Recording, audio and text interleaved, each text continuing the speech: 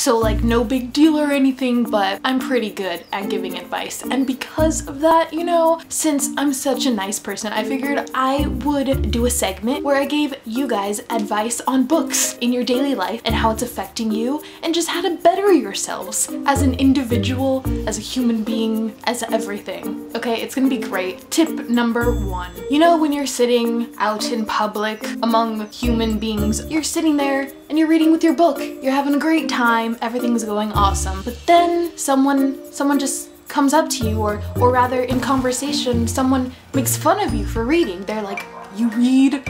What a nerd, you're such a bookworm. They're degrading you in some sense, and it's not nice, okay? It's not nice. Well, I have the perfect solution for this, and it's awesome. Instead of being the better person and just like laughing about it, you know, taking the joke and just letting it go, no, don't do that. Okay, what you're gonna do is you're gonna get the book that you're reading, you grab that book, you hold it nice and firmly, and then you take aim, and then you smack right across the person's face. I think, personally, that is the best solution to your problem because it takes care of everything, you know?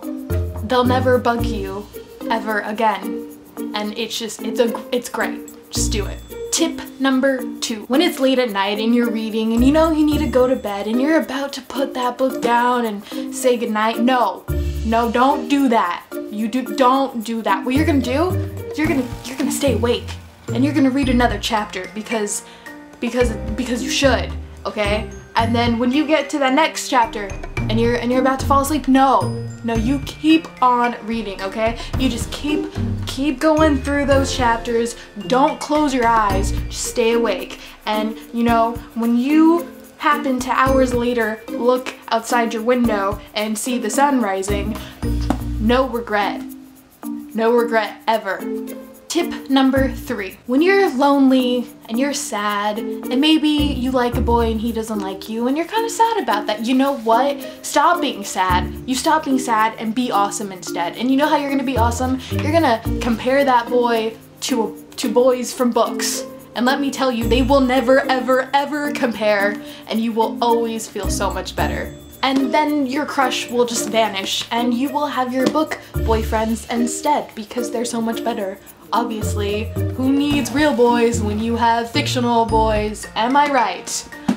Tip number 4. When you make new friends and maybe they don't like to read, that's okay. You can solve this because when you ask them questions about their daily lives or whatever and they say, I like to watch sports. Oh, sports? Great. Read a book. Oh, I like to dance. Great. Read a book. And if you keep doing this constantly, they're gonna start loving books and they will love you eventually, someday. Maybe not. No promises. And lastly, tip number 5. When you look at that giant bookshelf of unread books on your shelf and you think to yourself, you know, maybe I should slow down on the book buying because maybe I should read these ones instead, and you know, it would do some good for my wallet to not buy books. Do exactly the opposite. Just go and buy more books because you know what? You only live once, and if you want to go buy those books, you go buy them. Like right now, okay? You could be reading a book, stop. Go to the nearest bookstore and buy some more books because books. Apply these 5 tips to your life and you will be the happiest person in the world. Or maybe not. Maybe not. Don't take this video seriously. I'm really bad at giving advice, as we can tell. But I will see you guys later. If you want a part 2, leave a comment below or whatnot. I don't know. Bye.